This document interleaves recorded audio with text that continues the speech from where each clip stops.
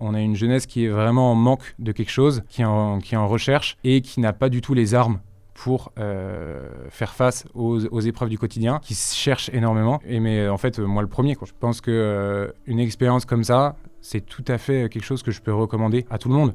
Mais alors, moi je l'ai fait, j'ai fait un pèlerinage parce que j'étais catho, mais c'est pas du tout obligé. Et même sous cette forme-là, c'est pas du tout obligé. On n'est pas, c'est pas forcé de prendre son vélo 4 mois et de partir sur les routes pour se trouver un sens à sa vie. Non, c'est plutôt justement de pouvoir prendre du temps pour soi, de pouvoir en fait de temps en temps s'arrêter, faire l'expérience du silence, parfois aussi se confronter à d'autres cultures. Et ouais, là c'est vraiment enrichissant pour des personnes. Et du coup, dans une jeunesse qui se cherche, qui a, on peut le voir, une forte envie de sens dans sa vie, ça peut être une solution. Ouais. Bonjour à tous, je m'appelle Brieux, j'ai 22 ans, je suis mayennais et le 1er novembre dernier, je suis parti sur les routes avec mon vélo direction Jérusalem que j'ai rejoint début février et j'ai passé plus de 3 semaines en Terre Sainte. Pour bien comprendre ma situation, ce qui m'a poussé à partir sur les routes, je pars faire un master en école de commerce, donc pendant 2 ans, ça se passe plutôt bien au niveau résultats, etc.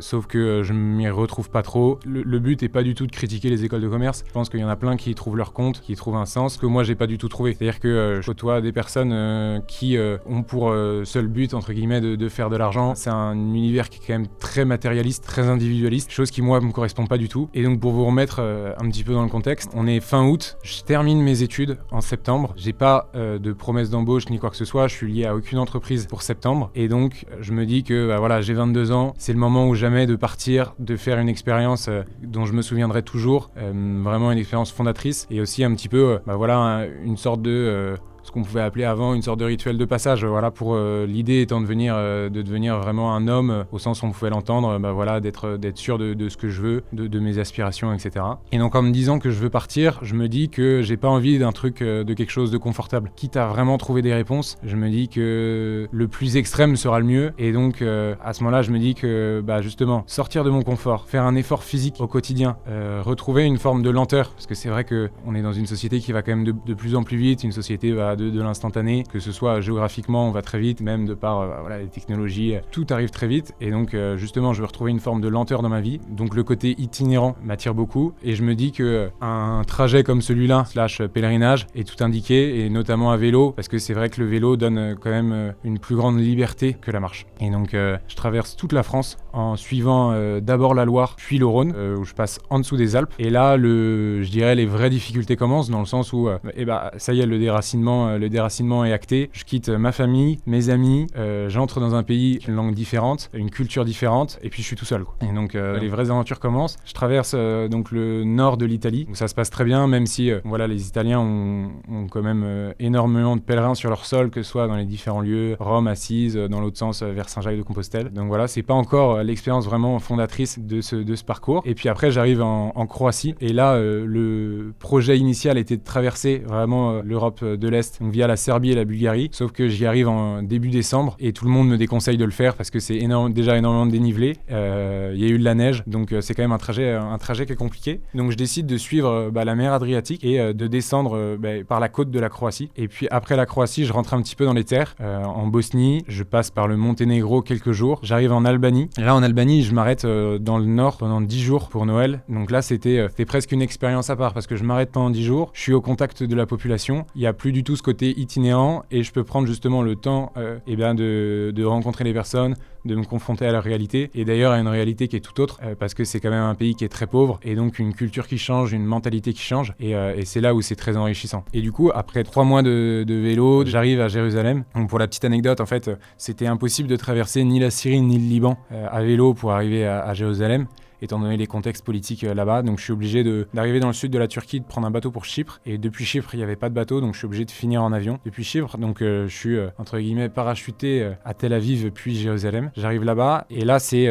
forcément, c'est un petit peu le choc dans le sens où j'arrive à l'endroit que je désire depuis 3 mois. J'arrive enfin au but de tous mes efforts, de tout ce que j'ai fait. Et ce qui est la première chose qui me saute aux yeux, ça peut paraître simpliste, mais en fait, c'est la diversité des cultures qui sont là-bas, qui tentent de cohabiter. C'est-à-dire que Jérusalem, c'est quand même le lieu saint des 3 religions monothéistes. C'est le lieu saint par excellence de la religion juive, le lieu du temple, de Jérusalem, la ville de David, des Juifs qui y sont très attachés. C'est la deuxième ville sainte derrière la Mecque pour les musulmans.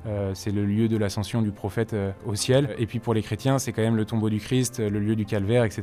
C'est impressionnant de voir à l'échelle d'une ville presque l'échantillon du monde entier qui est là avec justement son lot de tensions, son lot d'histoires, son lot de conflits, sans même parler de la guerre qui a lieu entre Israël et la Palestine, quoi. J'arrive au Saint-Sépulcre, je visite et j'ai la chance de me faire ami avec le supérieur du Saint-Sépulcre qui est français. Ce qu'il faut savoir, c'est que du coup il est franciscain et les franciscains ont énormément de poids là-bas parce qu'ils sont présents depuis le XIIe siècle et du coup ils ont engrangé un énorme trésor, que ce soit des écrits, des reliques et notamment du coup l'épée de Godefroy de Bouillon, donc qui est le général croisé qui a pris Jérusalem à la fin du XIe siècle. Et donc le supérieur du Saint-Sépulcre m'a dit qu'il avait son épée et donc j'ai eu la chance d'être adoubé, mais je dois le dire à ceux qui nous regardent, pour de faux, parce qu'il y a un vrai ordre du Saint-Sépulcre avec des vrais adoubements, etc. Là c'était plus une sorte de petite récompense après un pèlerinage, un petit retour en arrière, donc avec la vraie épée de Godefroy de Bouillon et sa croix pectorale. C'est marquant à quel point à chaque fois qu'on part d'un pays, c'est le moment où en fait où on l'aime le plus. C'est quand on en sort qu'on se rend compte de la richesse et de la chance qu'on a. Donc c'est ce qui est encore une fois arrivé. Partout sur la route, j'étais hyper fier de dire que j'étais français et tout le monde me regardait avec des paillettes dans les yeux de voir que j'étais français. Ce qui prête forcément à sourire quand on voit un petit peu le niveau d'amour parfois des Français, que les gens peuvent porter à la France. D'un point de vue civilisationnel, mais en fait de me dire qu'on a une richesse qui est quand même énorme, notamment un poids aussi au travers de l'Europe, parce que j'ai pu traverser du coup plein d'endroits et travailler un peu ma géographie, mais c'est aussi l'histoire qui revient énormément. On a un poids qui est énorme, qui est très beau, et donc faut pas qu'on sous-estime ça. Ce trajet entre l'Europe et la Turquie, ça m'a vraiment fait retraverser les fondements de l'Europe, c'est-à-dire que tous les endroits que je traverse, on sent encore le poids de l'histoire des 2000, 3000 ans derniers, mais notamment ça va être des petites choses tout bêtes, mais effectivement en Grèce, je prends une route à vélo qui est en fait la route qui reliait Rome à Constantinople, qui avait été, il me semble, construite par Constantin, qui avait fondé du coup justement Constantinople pour succéder comme capitale à Rome. J'ai été aussi confronté dès l'Europe de l'Est à la religion musulmane, enfin l'islam, parce que en fait ça a été aussi sous pouvoir ottoman pendant 4 siècles, de comprendre aussi la religion chrétienne, puisqu'en Grèce, même au Monténégro, c'était orthodoxe. Donc là aussi on comprend aussi les sources de division, les différentes sensibilités. La Turquie, de pouvoir aussi comprendre justement le poids de l'Empire ottoman, le pouvoir qui lui a succédé. Et en fait c'est assez amusant parce que du coup j'arrive à Jérusalem, un endroit qui est aussi le centre de toute cette civilisation et de toute cette histoire. Ouais, c'est ça la raison d'être de cet ensemble, quoi.